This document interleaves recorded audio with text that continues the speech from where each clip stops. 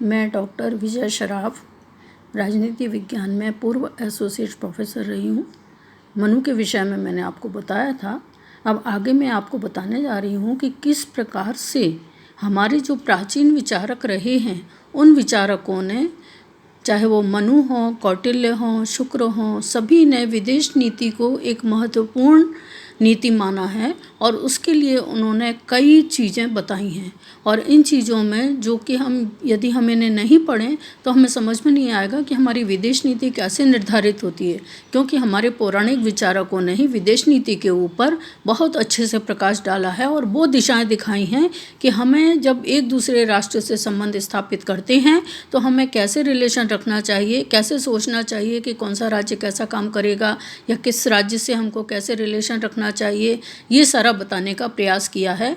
और आज भी हम उन नीतियों को निरंतर उन नीतियों का अनुसरण कर रहे हैं। तो मनु की विदेश नीति में मनु, कौटिल्य, शुक्र तीनों ने ही इस प्रकार का बताया है कि मनु ने बताया है जैसे कि मंडल सिद्धांत, यानी मनु की विदेश नीति में दो चीज़ें बताई गई हैं, मंडल सिद्धांत और दूसरा है षाटगुण्य नीति।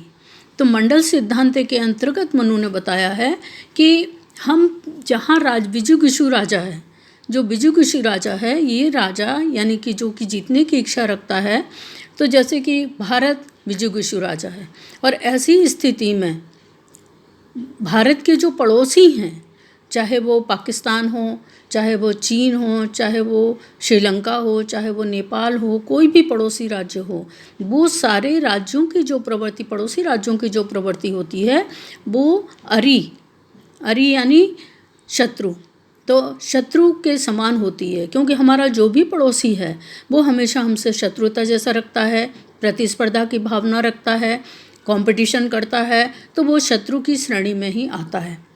जब उसके आगे का हम देखेंगे तो शत्रु का जो पड़ोसी है वो शत्रु होगा और हमारा मित्र होगा।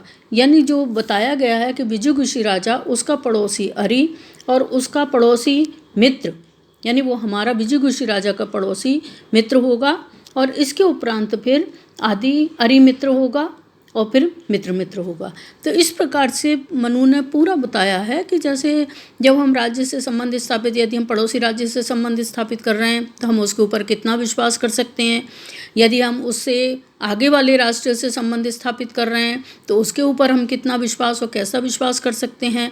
यदि उसका पड़ोसी राज्य है जो कि हमारे शत्रु का शत्रु है तो उसके ऊपर हम विश्वास नहीं कर सकते हैं, लेकिन जो हमारे मित्र का मित्र है उसके ऊपर हम विश्वास कर सकते हैं।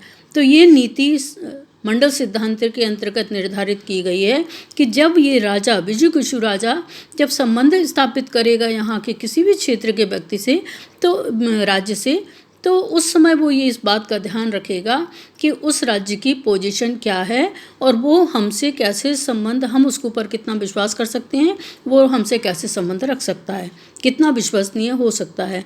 तो ये नीति मंडल सिद्धांत के अंतर्गत आती है। लेकिन मंडल सिद्धांत से और इस नीति से विदेश नीति की पूर्ति नहीं होती और इसीलिए फिर दूसरी नीति बताई गई है, षाटगुण्य नीति। तो षाटगुण्य नीति में 6 नीतियाँ बताई गई हैं। षाटगुण्य नीति में 6 नीतियाँ बताई गई हैं और इन नीतियों में संधि, विग्रह, यान, आसन, द्वैधी भाव और संश्रय, इस प्रकार से 6 नीतियाँ बताई गई हैं। संधि का मतलब है एक राज्य की दूसरे राज्य से संधि करना। अब वो संधि सामान्य संधि हो रही है, सामान्य राज्य है, या युद्ध के संदर्भ में संधि हो रही है, या हमें आपसी मेल मिलाप के माध्यम से संधि हो रही है, तो हम संधि किस प्रकार से उनसे समझौता कर रहे हैं, किस प्रकार से संधि हो रही है। तो संधि भी कई प्रकार की होती हैं, युद्ध के समय में भी संधि की जाती है, साधारण कार्यकाल में भी संधि की जाती है। तो सबसे पहला षाटगुण्य नीति के अंतर्गत आया कि संधि हम किस प्रकार की कर रहे हैं। जैसे कि आपको याद होगा कि 1971 के युद्ध में श्रीमती इंदिरा गांधी ने सोवियत रूस के साथ 20 साल की सुरक्षा संधि की थी और उसी समय बांग्लादेश का निर्माण हुआ था। उस समय जब भारत और पाकिस्तान का युद्ध हुआ उस समय अमेरिका पाकिस्तान के साथ था और पाकिस्तान ने अमेरिका को आमंत्रित किया, अमेरिका ने अपना 7वां बेड़ा भारत के विरुद्ध उतार दिया। उस समय रूस ने चेतावनी अमेरिका को दी थी कि वह चुप नहीं बैठेगा और भारत का साथ देगा, क्योंकि भारत की संधि सोवियत संघ के साथ थी। तो इस प्रकार से उस समय फिर अमेरिका ने सातवां बेड़ा नहीं उतारा, उसे वापस लेना पड़ा और भारत की जीत हुई और बांग्लादेश का निर्माण हुआ। तो इसी प्रकार से संधि सामान्य कार्यकाल में भी होती है और संधि विशेष युद्ध के कार्यकाल में भी संधि होती है। दूसरी नीति आती है विग्रह।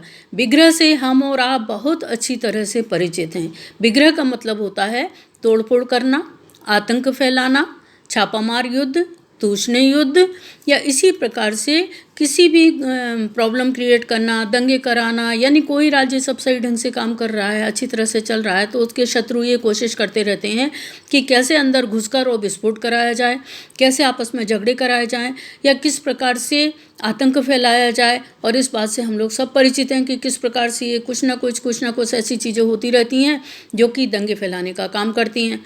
और आप बहुत अच्छे से परिचित हैं, कभी जातीय दंगे फैला दिए गए, कभी किसी प्रकार के दंगे हो रहे हैं, कहीं किसी प्रकार की घटना हो रही है। तो इन घटनाओं के पीछे कहीं ना कहीं हम देखते हैं कि विदेशी शक्तियों का हाथ है। तो विदेशी शक्तियों का क्या है कि उन जो जासूसी करना जो चीज़ होती है, यानी बहुत सारे ऐसे जासूस की श्रेणी में जो लोग काम करते हैं या दूसरे देशों में आतंक फैलाने के जाते हैं, तो वो शत्रु देश की कमजोरियों को महसूस करते हैं कि वहाँ क्या कमजोरी है और उस कमजोरी को उठाकर आपस में झगड़ा कराने का प्रयास करते हैं। और इस नीति को विग्रह कहा जाता है। और विग्रह की नीति से हमें सावधान होना बहुत ज़्यादा आवश्यक होता है, क्योंकि विग्रह के कारण जो दंगे होते हैं उसमें हमारा देश कई वर्षों पिछड़ जाता है, जो हमारा विकास है वो अवरुद्ध हो जाता है। और यही कारण है कि एक राष्ट्र दूसरे राष्ट्र में विग्रह की नीति अपनाता रहता है। तीसरी नीति आती है यान।